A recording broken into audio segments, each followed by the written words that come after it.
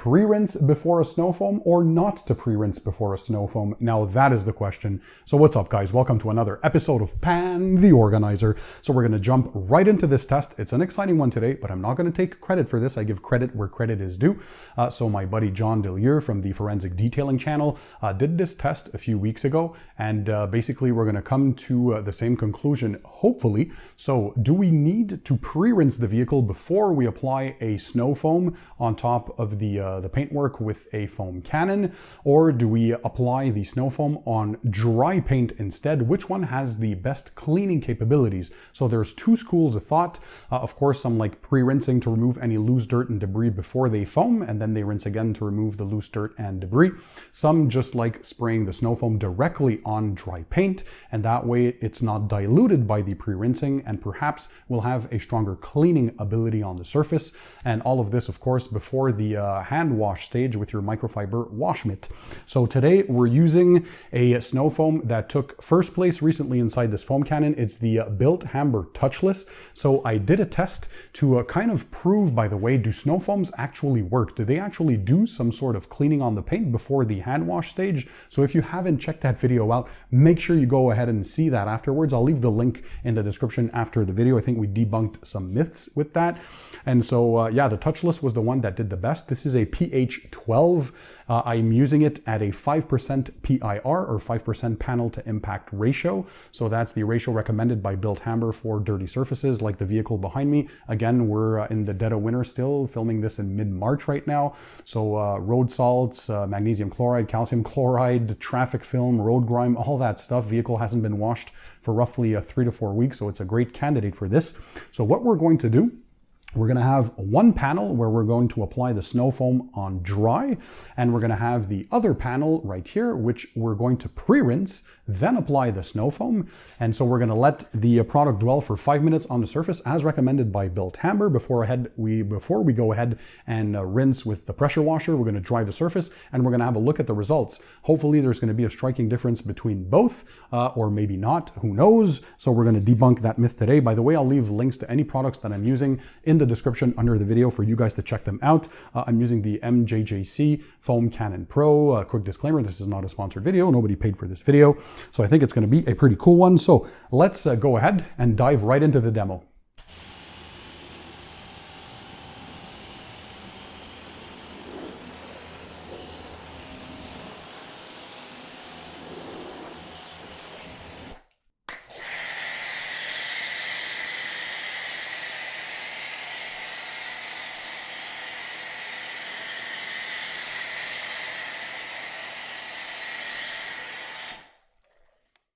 Okay, so we're going to let 5 minutes of dwell time on the surface. Again, we're in a controlled environment, so 20 degrees Celsius or 68 degrees Fahrenheit and roughly 45% humidity. 5 minutes have now gone by, so we're going to fully rinse the surface, and then we're going to fully dry it to see if there's any difference between both panels. So let's have a look. Okay, guys, so let's have a look at the results and see if we can tell a difference. So this panel here, no pre-rinsing. The snow foam was applied directly to the dry panel.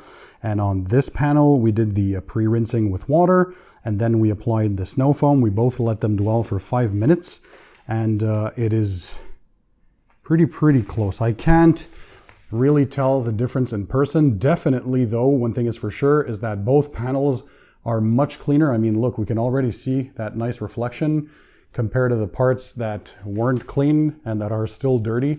The snow foam really did its job. As I had concluded in the previous video on that topic, do snow foams actually do a job? So let's have a different perspective here. Let's see this close up. There's not much dirt left on the surface. So let's have a look here near the bottom.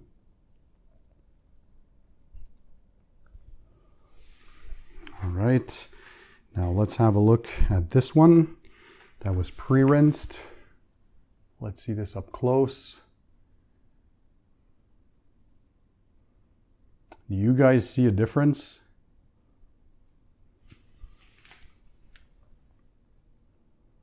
To me, they look just as clean.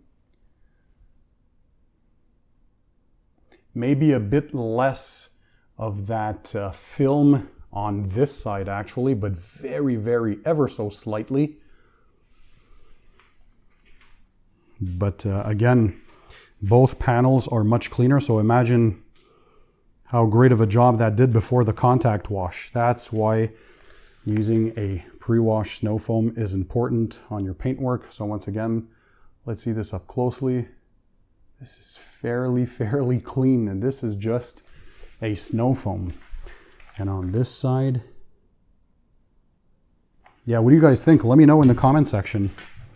Is there one that you think looks cleaner? I think they're very comparable. Maybe a slight edge on the side that we applied it on dry. So for the final thoughts segment, guys, is it important to pre-rinse a vehicle before applying a snow foam, or is it better to simply apply the snow foam on dry paint? I think the answer is, well, a bit of both. It doesn't really matter, honestly. Both methods worked really well, at least in my test in my conditions. As you can clearly tell, I mean, the panels are sparkling behind me. What a difference it made. I think the most important thing to remember is that first and foremost, using a snow foam is crucial. So the pre-wash stage is very important before you do the hand wash or the contact wash, because look how much dirt, grime, and calcium and road salts and all that stuff and traffic film we removed from the surface before we go ahead and contact it. So that is very important. There was a slight better performance on the side with using it on dry paint, but I mean, it is very minute, very hard to tell. I'm sure you couldn't even tell on camera. That's how close it was. So does this mean, Pan, that we never pre-rinse? This is where I think we need to introduce common sense.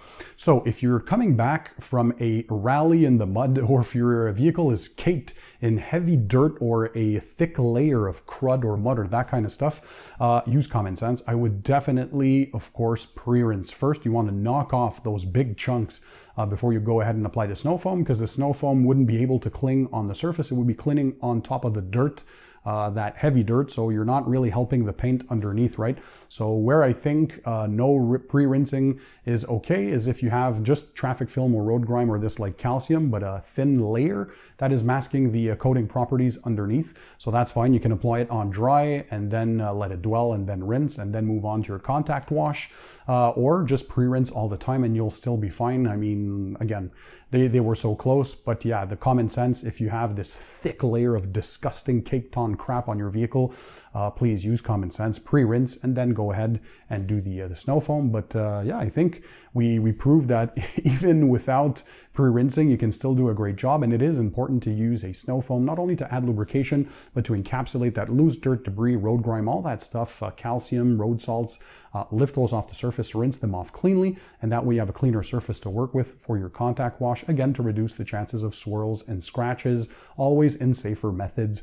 By the way, is this something that you have observed also for your washing routine? Let me know in the comment section under the video. Just drop a comment. Is that something that you do? Do you like to pre-rinse and then snow foam, or do you snow foam directly on dry paint? I'm curious to know what you guys like. I'll leave all the links to the products that I used in the description under the video. And guys, well, don't forget, keep it tight, keep it clean, and I'll see you on the next one.